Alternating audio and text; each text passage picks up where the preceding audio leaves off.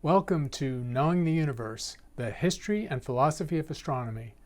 My name's Professor Impey. I'm a Distinguished Professor of Astronomy at the University of Arizona, and this is a course about the history of astronomy running over 5,000 years and the philosophy of science that leads us to understand the universe.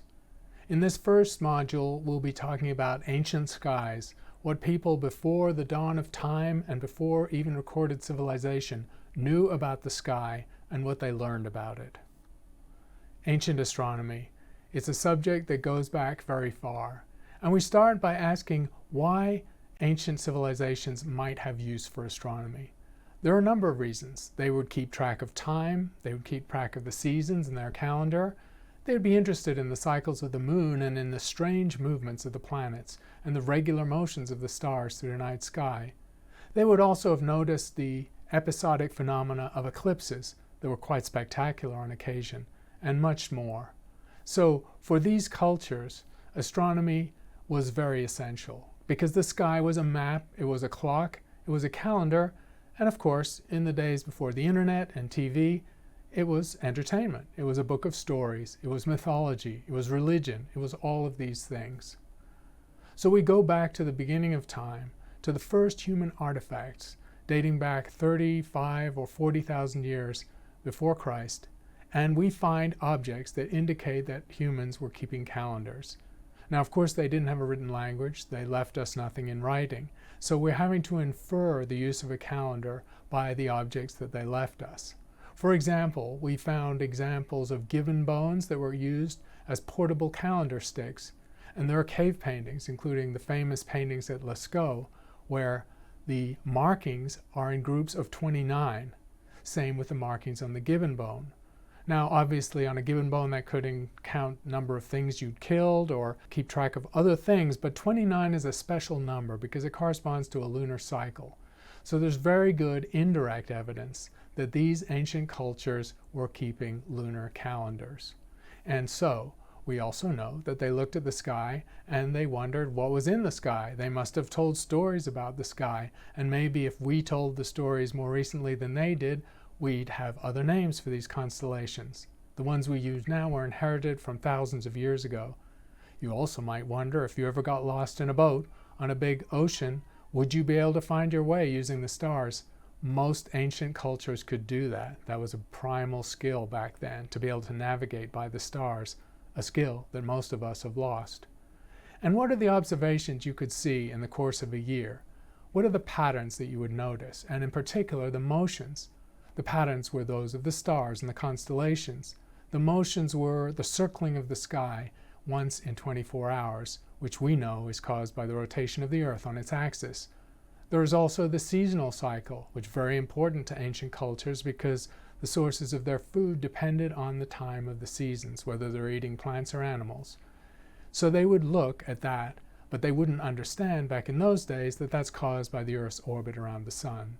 There's an even subtle cycle that lasts many millennia that was noticed by ancient people, which is due to the wobbling of the Earth's axis as it orbits the sun on a very long time scale. There is the motion of the moon, our constant companion, and a very bright object in the night sky, and this is the moon's orbit around the Earth. And then finally, there were the mysterious planets. The word planet comes from the Greek word for wanderer, because the planets appear to move amongst the fixed stars. Strange patterns, occasionally moving forward and then reversing some of the planets for weeks at a time before recovering their forward motion. These were all the motions that they saw. And of course, we know that these correspond to our divisions of time. There's the day, which keeps time by the rotation of the Earth. There are the seasonal cycles, which keeps time by the orbit of the Earth around the sun. The moon is the lunar orbit. And finally, there's a week. And you'll notice that the week is the only normal division of human time that isn't directly associated with astronomical orbits. But as we'll see, it does indeed have much to do with the planets, and it is an astronomy-based division of time. Essentially, all our divisions of time come from astronomy, and they've been handed down over literally centuries and millennia. What ancient people didn't know, and we can see here in a visualization, is that the Earth was spinning on its axis, the moon was orbiting the Earth about once every 29 days, and the Earth was orbiting the Sun every 365 days. Ancient people didn't know the three-dimensional situation of these objects in space. They just knew the cycles that they saw in the sky. We now can explain these observations. We look at the beautiful paintings in Lascaux and realize that astronomy must have been important for these people, and it was connected somehow to their daily lives and the rituals of their myths and their cultures, and they commemorated this in these gorgeous cave paintings. They're now unavailable for view because they're so fragile that the French government has limited access to the caves, unfortunately. I was lucky enough to be able to go into these caves decades ago before they were closed to the public. And we can go around the world and find examples of astronomical cycles that people kept.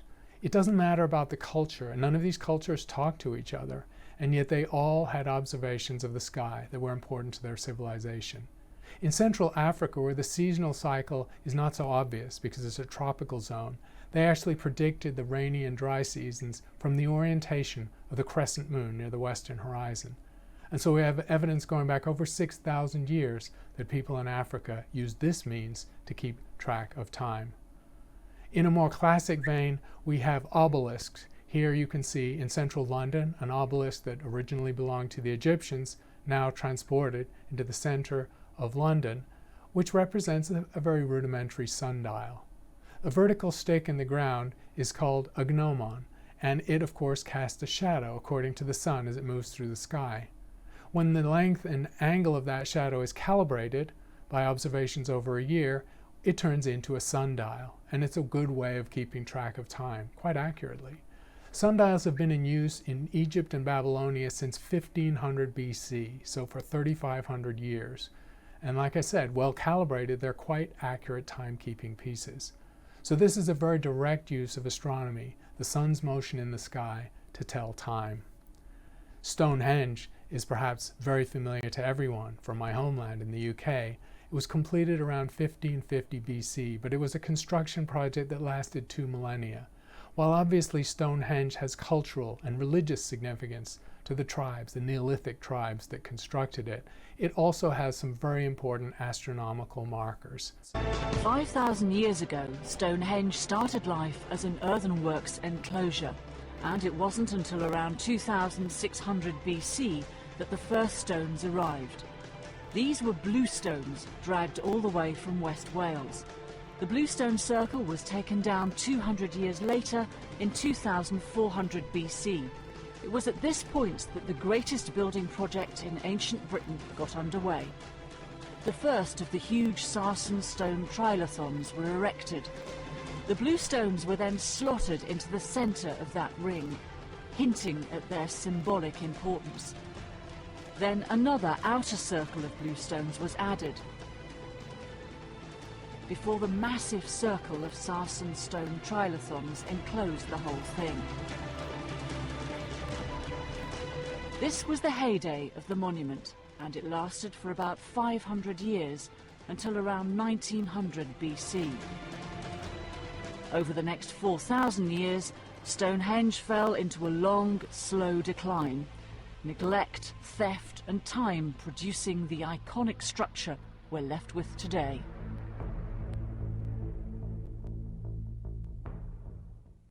Stonehenge was a marker of my childhood as well, because when I was young, it hadn't yet been hemmed in by barbed wire fences with an underground car park, and it was an evocative sight as you drove across the Wilshire Plains and saw it looming in the horizon. The construction involved was incredible. Some of these large bluestones were dragged literally hundreds of miles with no nearby waterways. The reason why Stonehenge was built exactly where it was is still somewhat mysterious. What's not mysterious is that in addition to its ceremonial and religious value as the center for this ancient civilization, it also was a wonderful calendar for keeping time.